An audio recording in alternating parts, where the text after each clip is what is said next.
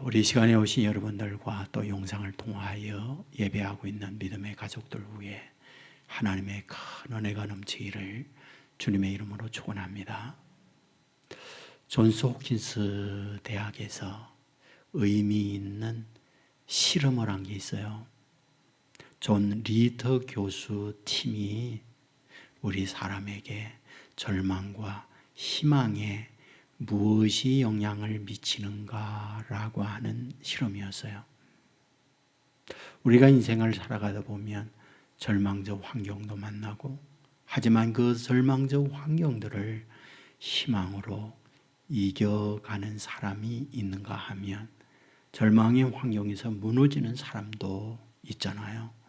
무엇이 그런 영향을 미치는가 라고 하는 실험이었습니다.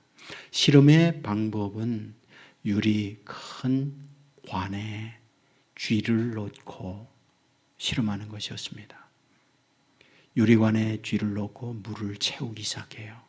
차오르면 쥐들이 수영을 하기 시작해요. 그러나 그 벽면이 미끄럽기 때문에 기어오를 수가 없잖아요. 그런데 굉장히 많은 쥐들이 15분 내외에서 주저앉고 말아요. 포기하는 거죠. 그런데 이 교수팀은 그럴 때 이 쥐들을 끄집어내요. 이런 반복적 과정을 거친 쥐들과 그러하지 못한 쥐들을 함께 집어넣고 동일하게 물을 채웠습니다. 결과는 놀라우게 나타났어요. 한 번도 누군가가 끌어내주지 못한 쥐들은 여전히 그 많은 쥐들 가운데 15분 내에 포기하는가 하면, 누군가가 건져낸 경험을 가진 쥐들은 무려 60시간을 버티고 있더라. 그런 얘기였어요. 여기에서 얘기하는 거죠. 누군가 나에게 도움을 준다. 누군가에게 내 편이 되어 힘이 된다라고 하는 의식을 가지고 있는 사람은 절망적 환경에서 희망을 잃지 않고 견뎌내는 사람이 될 수 있다. 그 얘기를 하고 있습니다. 여러분, 오늘 우리가 살고 있는 삶의 현장에는 정도의 차이만 있을 뿐 누구나 다 절망적 환경을 만나면서 살아가는 것, 그게 인생살이에요. 그런데 그런 상황에 있을 때에 우리로 하여금 누군가가 도움이 돼, 누군가가 내 편이야 라고 하는 마음의 믿음이 있을 때 우리는 그 절망의 환경에서도 견디고 희망을 잃지 않는 사람이 될 수 있다. 이것을 우리에게 가르쳐 주고 있는 거죠. 오늘 본문은 우리에게 이런 부분을 말씀하고 있구나 하는 것을 발견하게 됩니다. 우리는 그동안 로마서의 말씀을 보면서 바울이 로마에 있는 교인들에게 편지를 쓸 때에 굉장히 반복적으로 사용하는 기법이 있었구나 하는 걸 발견해요. 그러면 로마에 있는 교인들에게 바울이 반복적으로 사용하는 기법이란 무엇일까? 그게 대조법이었어요. 대조법 뭘까? 율법과 복음을 대조하고 있고, 생명과 사망을 대조하고 있고, 첫 아담과 둘째 아담을 대조하고 있고, 영의 생각과 육의 생각, 사람의 의와 하나님의 의를 대조하고 있구나 하는 것을 앞부분에서 보았습니다. 그리고 9장으로 넘어왔을 때에도 여전히 대조법을 써요. 아브라함의 이삭의 아들들과 그리고 그렇지 못한 자녀들을 대조했어요. 이삭에게 있어서는 야곱과 에서를 대조하고 있었어요. 그리고 오늘 본문에 와서도 여전히 대조해요. 귀히 쓰는 그릇과 천히 쓰는 그릇, 진노의 그릇과 긍휼의 그릇, 내 백성과 내 백성이 아닌 자들, 그리고 이방인과 유대인, 이것을 비교를 합니다. 그렇다면 바울은 로마에 있는 교인들에게 이 비교법을 통하여 무엇을 말하고 싶었을까? 편지를 씁니다. 누구를 생각하며? 로마에 있는 예수 믿는 사람들을 향하여 편지 써요. 편지 받는 로마에 있는 예수 믿는 사람들이 편지를 읽으면서 무슨 생각을 하게 하고 싶었을까? 무엇을 알려주고 싶었을까? 하는 거잖아요. 편지 받는 너희가 무엇이다? 구원받은 사람이야. 편지 받는 너희가 누구다? 생명을 얻은 사람들이야. 이 부분을 말하고 싶은 거예요. 대조법은 둘로 나눠지잖아요. 좌와 우가 나누어지듯 밤과 낮으로 나누어지듯 하늘과 땅으로 분리가 되듯 예수 믿는 너희가 생명의 사람, 구원받은 사람, 그렇지 못한 그들은 구원이 없고 사망에 있는 사람, 이것을 알려주고 파는 것. 그것이 지금 바울이 대조법을 쓰면서 생각하고 있는 말씀이었다라는 겁니다. 오늘 본문은 이것을 더 극명하게 예를 들어서 말씀을 하고 있어요. 먼저는 토기장이가 진흙을 가지고 그릇 만드는 걸 가지고 얘기를 해요. 토기장이가 진흙을 가지고 그릇을 만듭니다. 근데 하나는 귀 쓰는 그릇, 하나는 천이 쓰는 그릇이에요. 이것을 진노의 그릇이라고 말하고 있고 국률의 그릇이라고 말을 하고 있습니다. 그렇다면 지금 이 부분을 로마에 있는 예수 믿는 분들에게 말하고 싶은 게 뭡니까? 너희들 천이 쓰는 그릇이야. 너희들 진노의 그릇이야. 이걸 말씀하려고 하는 걸까요? 반대죠. 너희들은 귀 쓰는 그릇이란다. 너희들은 국률의 그릇이란다. 이 부분을 말하고 싶은 거잖아요. 본문 25절에 또 다른 예를 들어요.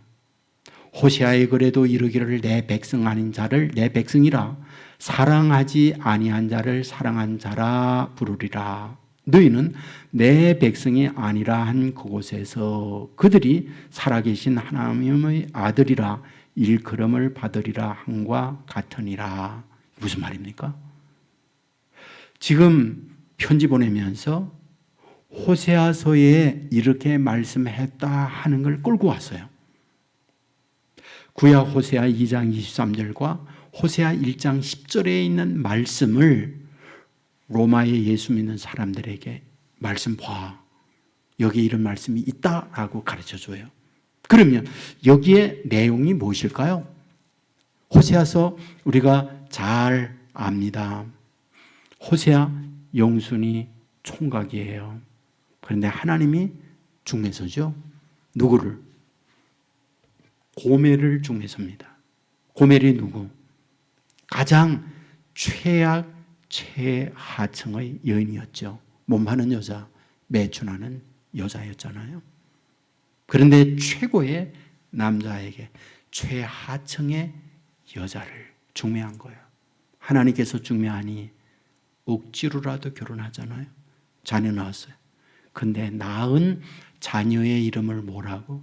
로루하마, 사랑받지 못한 자, 국류를 얻지 못한 자, 이런 뜻을 갖고 지었어요. 또다시 자녀 낳았어요. 로암미. 로암미가 뭡니까? 내 백성 아닌 자, 내 자식 아닌 자, 이런 이름을 지었었어요. 이상하지 않나요? 여러분이 여러분의 자녀를 낳고 여러분의 자녀에게 이름 붙일 때에 어떤 이름을 짓나요? 여러분, 제 이름이 용택이에요. 여러 번 얘기했지만 저희 아버지 어머님이 이름을 지을 때에 개천에서 용나라 이런 뜻으로 용택이에요. 우리의 아들, 딸들에게도 이름을 지을 때에 이런 의미를 가지고 이름을 붙이잖아요. 그런데 세상에 자기가 자녀를 낳고 너는 사랑받지 못한 자, 너는 국류를 입지 못한 자야, 이름 붙입니다. 또다시 자녀를 낳습니다. 너는 내 백성, 내 자식 아닌 자야. 이런 뜻으로 로루하마 로암미라고 하는 이름을 지어줘요. 이유가 뭐죠?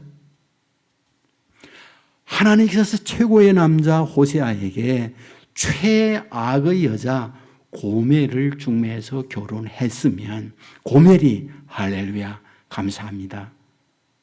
여러분 이와 같이 현모양처가 돼야 되는 거 아닙니까?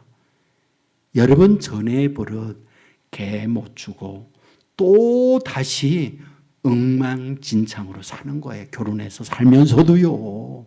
그리하여 다른 남자에게 임신을 덜컥 해가지고 와서 호세아에게 와서 아이를 낳는 거예요. 그러니 호세아가 남의 자식을 낳았으니 어찌 그 아이를 사랑받는 아이라고 짓습니까? 그래서 로루하마, 사랑받지 못하는 아이야. 또다시 덜컥 임신해서 아이 낳습니다. 로암미, 내 자식 아니야. 내 백성 아니야. 그런 이름을 짓고 있다. 이런 말씀이에요.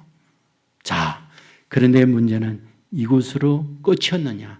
아니었다는 거죠. 그래서 호세아 2장 1절에 보면 이렇게 이름을 짓습니다. 너의 형제에게는 암미라 하고 너의 자매에게는 루아마라 하라라고 얘기해요. 그러니까 앞에 있는 로함미, 로루하마 할 때 로, 아니다라고 하는 그 말을 빼고 이제는 압니다. 이제는 루아마다 라고 하는 이름을 바꿔줬다는 거예요. 사랑받지 못하는 내가 사랑받는 자, 내 백성이 아닌 자가 이제는 내 백성인 자라고 되어졌다고 바울이 호세아에 있는 이 말씀을 로마의 예수 믿는 사람들에게 얘기를 하고 있는 거야. 이게 본문이에요. 그러면 로마에 있는 교인들에게 호세아에 있는 말씀을 왜 말해요? 이유가 뭐예요? 너희가 로암이었어. 너희가 로루하마였어. 긍휼을 입지 못한 자요 내 백성이 아닌 자였어.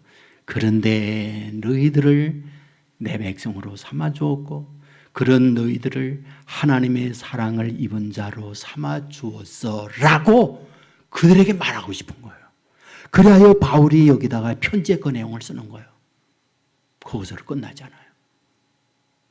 본문 27절에 보면 이사야가 이스라엘에 관하여 외치되 이스라엘 자손들의 수가 비록 바다에 모래같을지라도 남은 자만 구원을 받으리니 주께서 땅 위에서 그 말씀을 이루고 속히 시행하시리라 하셨나니라.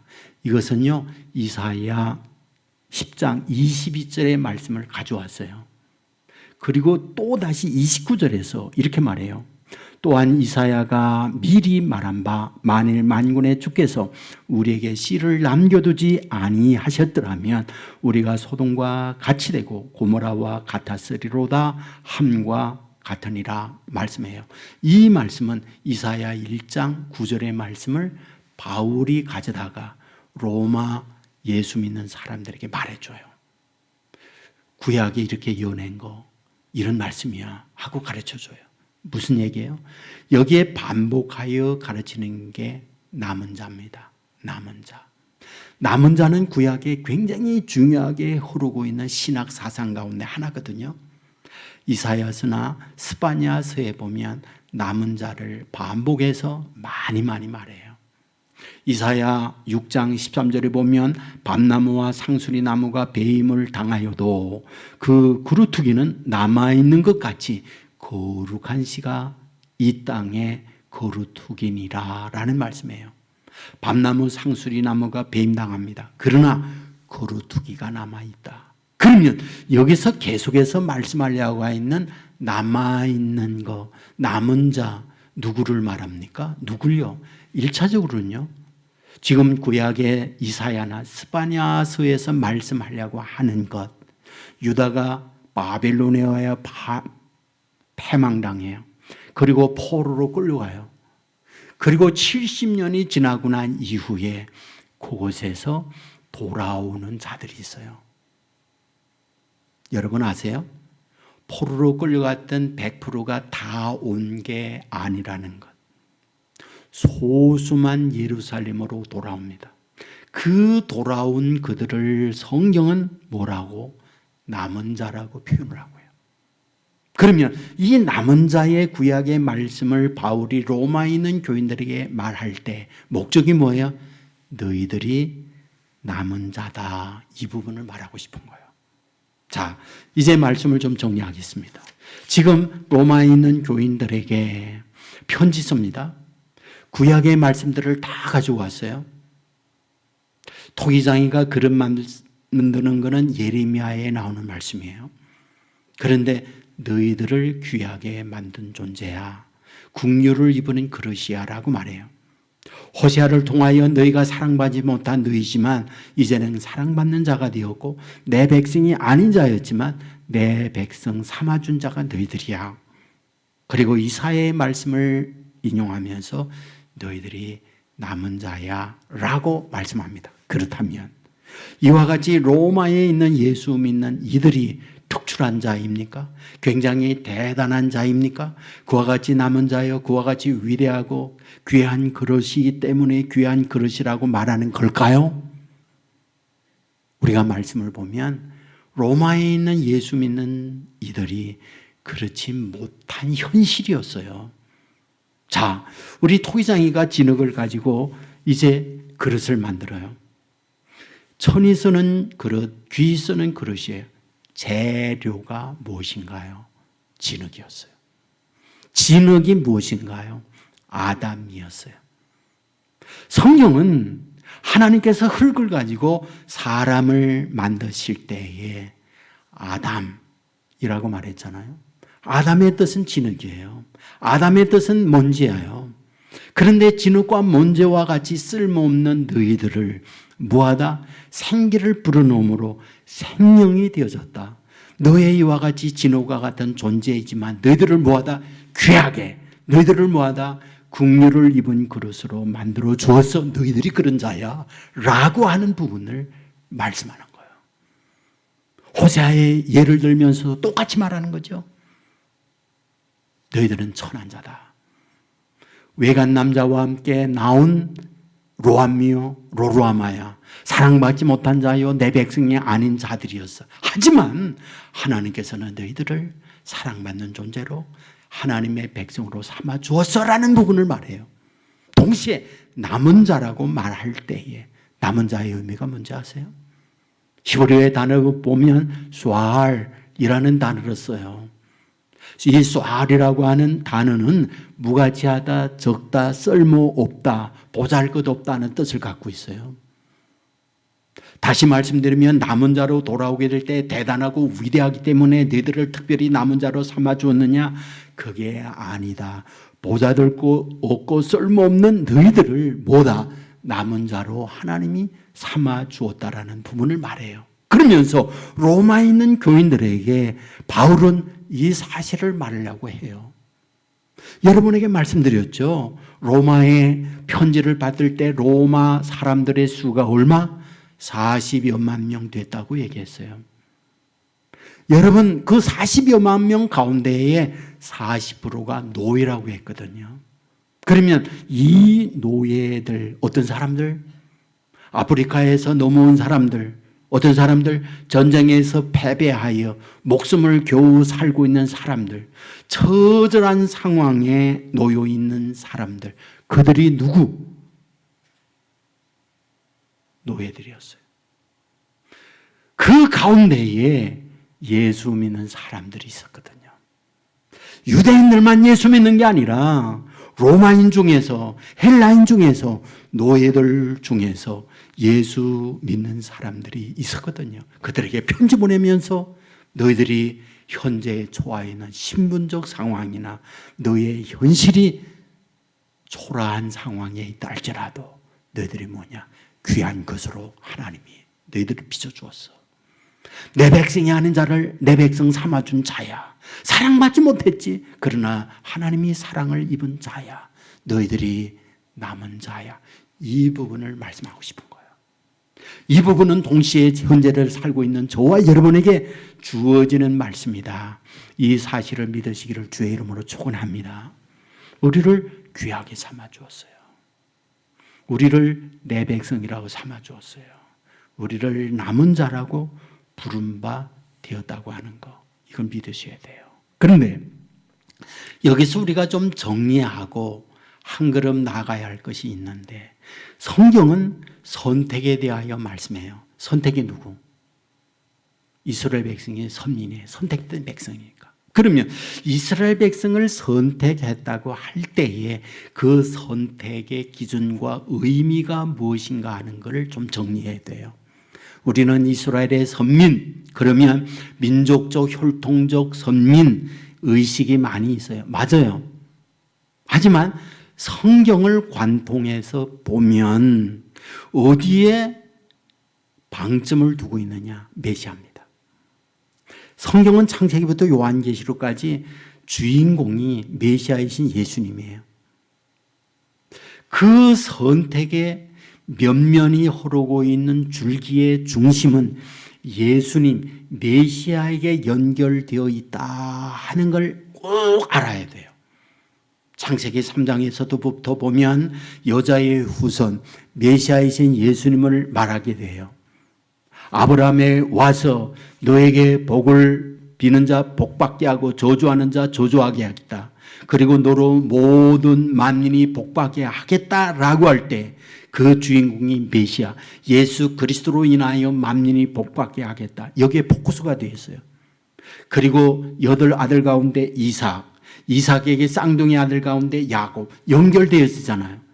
이것을 여러분 메시아와 연결되어진다는 증명이 어디입니까? 그게 마태복음 1장이에요. 마태복음 1장에 예수님의 족보가 나옵니다.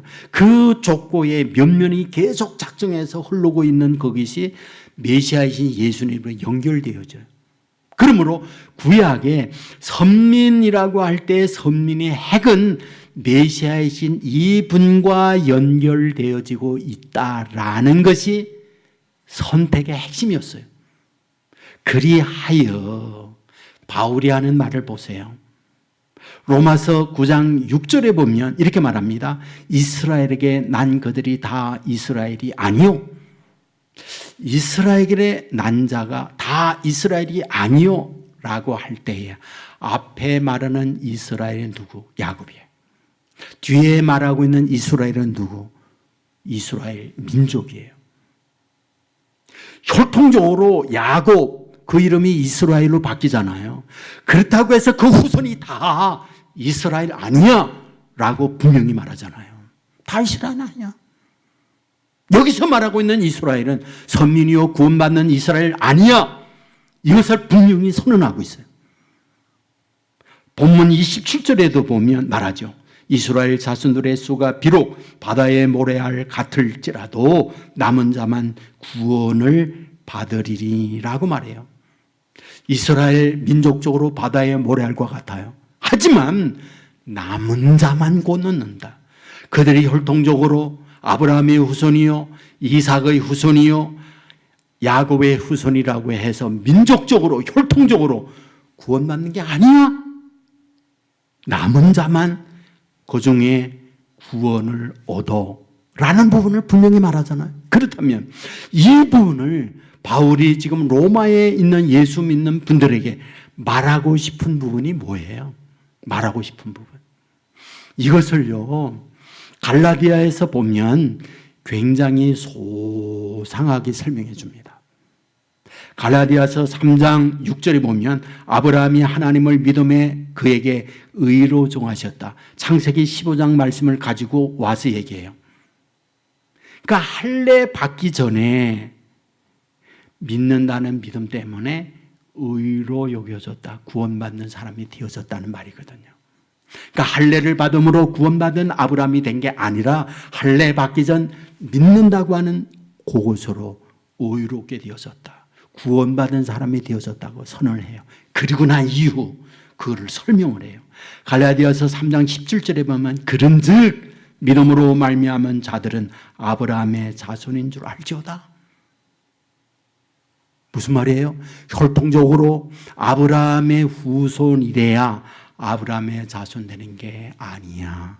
아브라함이 믿음으로 의롭게 된 것처럼 아브라함처럼 믿는 그가 아브라함의 자손이야 라고 바울이 말하는 거예요. 왜 얘기해요?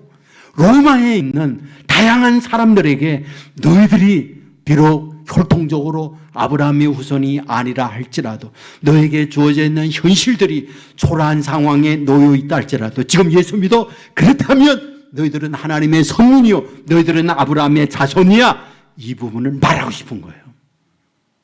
갈라디아서 3장 18절에 보면 하나님이 이방을 믿음으로 말미암아 의로 정하실 것을 성경이 미리 말했다는 거예요. 이방 선민이 아니에요. 이방 멸망받을 그들이라고 생각하고 있었어요. 그런데 성경은 미리 이방이라 할지라도 믿음으로 의롭게 된다고 말씀해 주었어 라고 하는 부분을 바울이 말해요. 로마서 10장 11절에 보면 성경에 이르되 누구든지 그를 믿는 자는 부끄러움을 당하지 아니하리라 하니 유대인이나 헬라인이나 차별이 없느니라. 유대인이나 헬라인이나 뭐다 부끄러움을 당하지 아니하고 구원을 얻는 것은 혈통적 문제가 아니라 믿느냐 안 믿느냐 이거를 기준해서 결정하는 거야. 로마에 있는 너희가 비록 상황적으로 어렵다 할지라도 너희가 믿지. 그러면 믿는 너희들은 아브라함의 자손이야. 구원받은 하나님의 자녀들이야. 이 부분을 말하고 싶은 것. 이것이 지금 바울이 로마에 있는 교인들에게 보내면서 말씀하고 있는 현실이에요.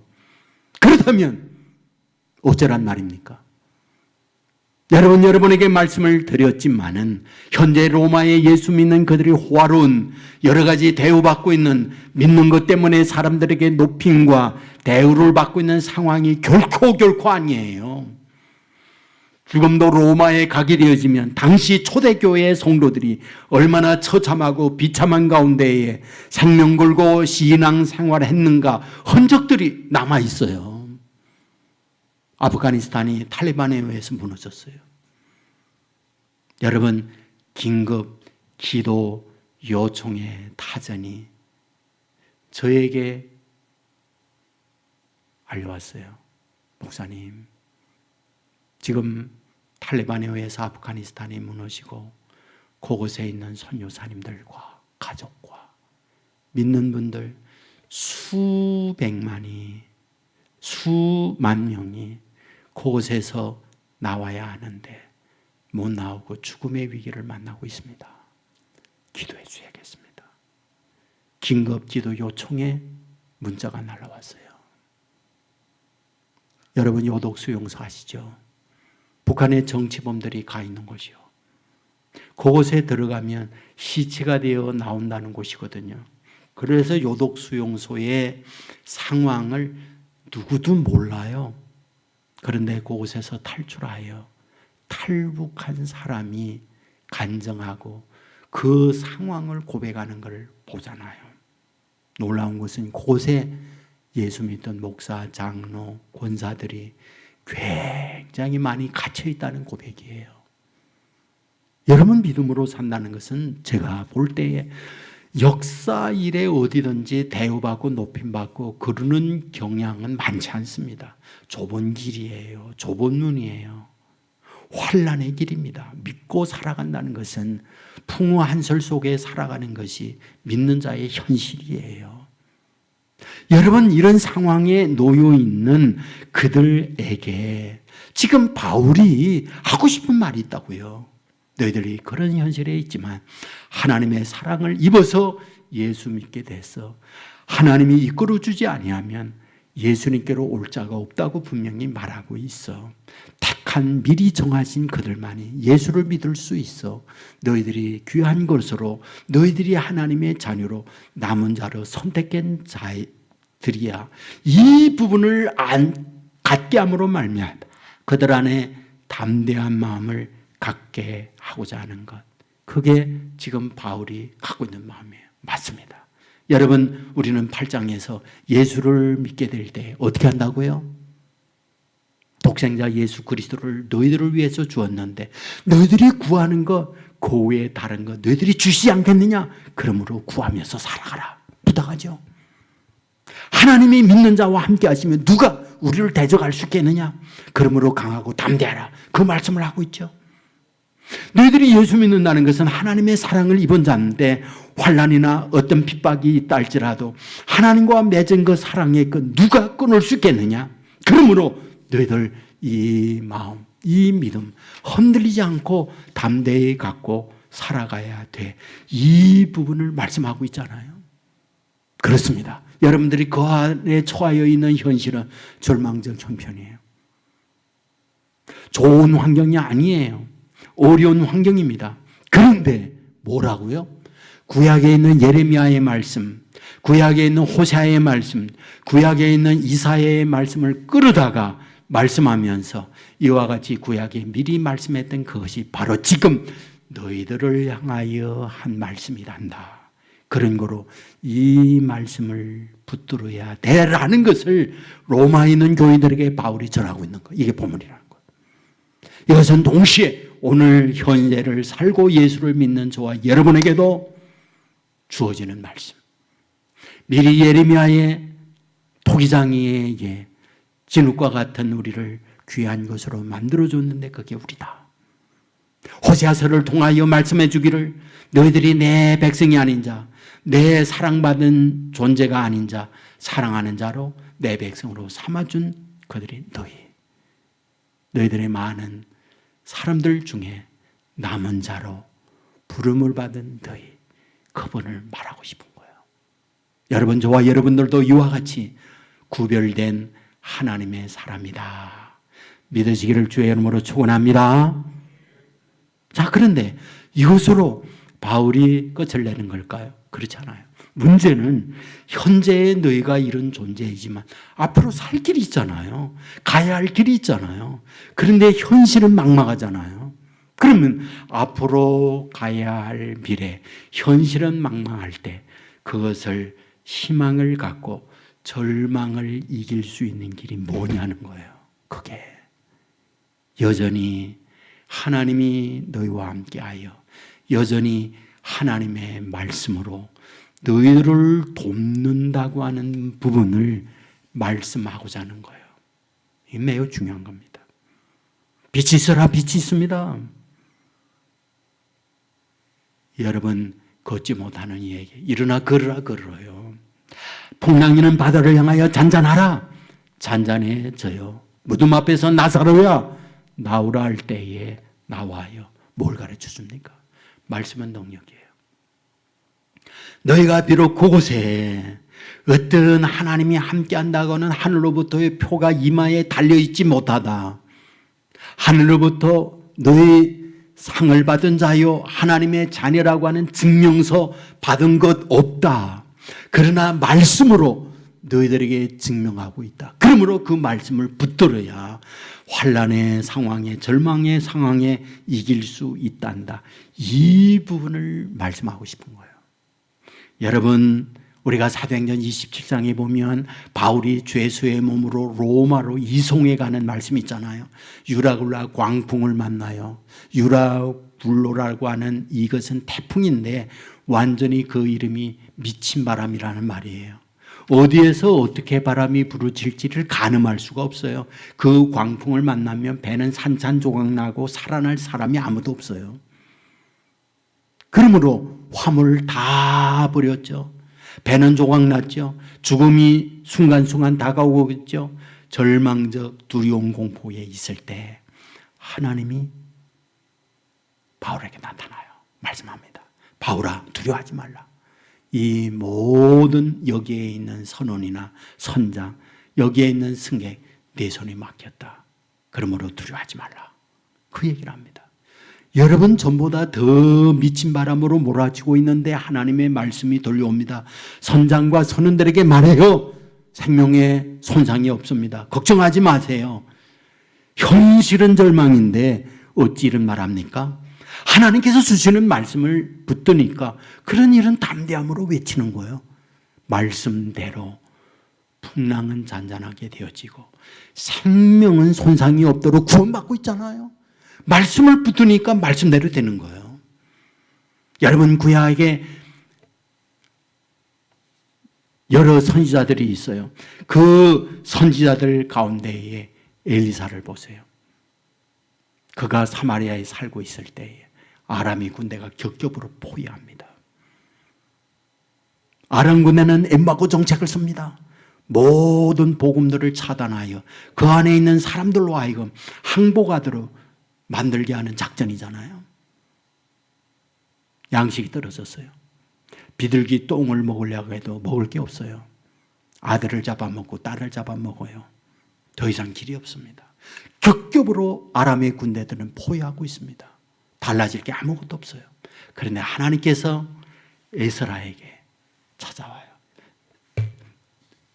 하나님께서 찾아와요. 엘리사에게 말하죠. 엘리사야, 내일 이맘때 모든 것이 정상화된다. 그때 왕과 백성들에게 외칩니다. 내일 이맘때 모든 것이 정상화됩니다. 그러자 장관이 말하죠. 저런 미친 소리 하고 있는가? 완전히 포위가 격교보로 되어 있는데 하늘에서 하나님이 하늘을 연다 한들 그런 일이 어디에 있겠느냐? 라고 얘기를 해요. 결론이 뭡니까? 다음 날 하나님께서 모든 걸 정상으로 만들잖아요. 용병이 달려오는 것처럼 아람 군대의 귀에 들리게 함으로 그들이 갖고 있던 모든 물건, 보급물자 다 버리고 도망쳐 버리잖아요. 무엇을 우리에게 가르쳐 줍니까? 하나님의 말씀은 능력이 있어서 말씀을 붙들고 갈 때에 말씀대로 주의 백성들에게 이루어진다는 걸 우리에게 보여주는 거잖아요. 말씀은 살아있어요. 말씀은 능력이에요. 그 말씀을 믿는 자에게 믿는 대로 되어지는 것, 이것이 우리를 향한 성경의 약속이잖아요. 지금 로마에 살고 있는 예수 믿는 이들이 그런 상황이에요. 그런데 이런 현실에 있을 때 너희들이 살아 이 절망을 극복할 수 있는 길이 뭔지 아느냐? 결국 말씀을 붙드는 거다 라고 하는 것을 바울이 그들에게 하고 싶은 거예요. 우리는 철로역정을 잘 알고 있습니다. 주인공이 크리스찬이에요. 그가 소망이라는 친구와 함께 천성을 향하여 가요. 가고 있을 때 여러 갈래의 길을 만납니다. 어디로 가야 할까? 생각하죠. 이 길이 생명의 길일 거야 하고 간 그 길, 넓은 길, 고든 길, 편안하게 갈 수 있는 그 길이었어요. 한참 가고 갈 때에 이게 웬일이에요? 좁은 길이 와요. 험난해집니다. 그런데 갑자기 하늘로부터 폭우가 쏟아지기 시작합니다. 어찌할 바를 모르는데 밤은 어두워졌어요. 돌아갈 수가 없어요. 크리스찬과 소망은 비를 맞으면서 그 밤을 그곳에서 지내게 되죠. 새벽녘 고단했던 그들은 깜빡 졸았어요. 눈을 떴을 때 날이 원해집니다. 이게 웬일입니까? 어마어마한 거인이 크리스찬과 소망 앞에 버티고 서 있어요. 이름이 절망입니다. 그 절망이라는 거인이 야구, 망치와 같은 곳에 뿔이 달린 것, 가시가 달린 것을 딱 들고 외치는 거죠. 이 고얀 놈들 어찌하여 내 영지에 불법으로 들어왔느냐. 너희들을 그대로 둘지 않겠다. 그리고 끌고 가 절망의 감옥에 쳐넣어요. 그리고 매질하고 온갖 고문을 가합니다. 한 달이라는 세월이 흘러갔어요. 기다리고 있는 건 죽음이에요. 절망과 좌절에 처해 있어요. 다음 날 절망이라는 거인은 독약이 된 그릇을 가지고 와서 이것을 먹고 마셔라. 크리스찬과 소망은 독약을 마실 수가 없었어요. 거부하고 다투고 싸우면서 그걸 물리칩니다. 마지막 말합니다. 내일 날이 밝으면 너희들을 끌어내서 갈기 내 손으로 죽이겠다. 마지막 최후의 통첩을 해요. 크리스찬과 소망은 그 절망의 감옥에서 눈물로 기도합니다. 날이 새어가요. 길이 없어요. 밝으면 갈기 찢어 죽이는 상황에 놓여 있습니다. 그때 번개같이 기도하고 있는 크리스찬의 하나님의 음성이 들려오는 거예요. 아들아, 내 안에 열쇠가 있지 않니? 절망의 감옥을 열 수 있는 열쇠가 있지 않니? 보니까 자기 안에 열쇠가 있는 거예요. 그것은 언약의 열쇠였어요. 말씀의 열쇠였어요. 언약의 열쇠, 말씀의 열쇠를 꺼내서 잠겨있는 절망의 자물쇠에 댔더니 철커덕 절망의 자물쇠가 열려버리는 거죠. 크리스천과 소망은 거기에 탈출해서. 여러분, 이 이야기를 통하여 우리에게 뭘 말해줍니까? 우리의 인생길에는 누구나 이런 절망의 자물쇠에 잠길 수 있어요.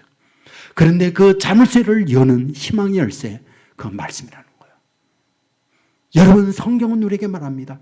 말씀은 살아있는 운동력 있는 능력이라고요. 중요한 사실은 우리에게 주어져 있는 그 말씀을 믿고 갈 때 약속하잖아요. 믿는 대로 될지어다. 여러분, 그러므로 우리의 인생살이 하나님의 부름을 받고 구원받는 자녀들에게 앞으로도 가야 할 인생의 여러 가지 절망적 환경이나 어려움이 있어요. 그런데 희망을 갖고 그 희망의 열쇠로 열어가는 것이 무엇이냐? 그게 말씀의 열쇠라는 거예요.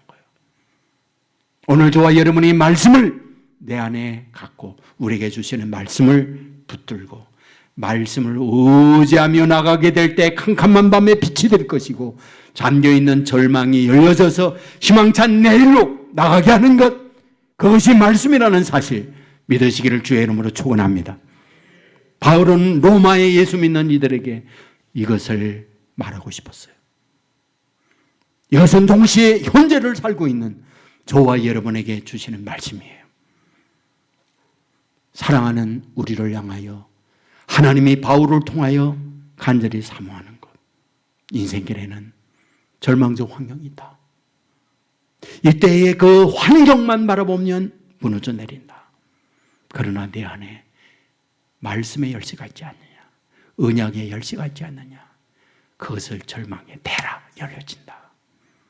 이런 믿음으로, 말씀으로 절망의 자물쇠에 댐으로 열려지고 또다시 희망찬 내일로 나가는 저와 여러분의 삶이 되기를 주의 이름으로 축원합니다. 우리 모두 자리에 서하겠습니다.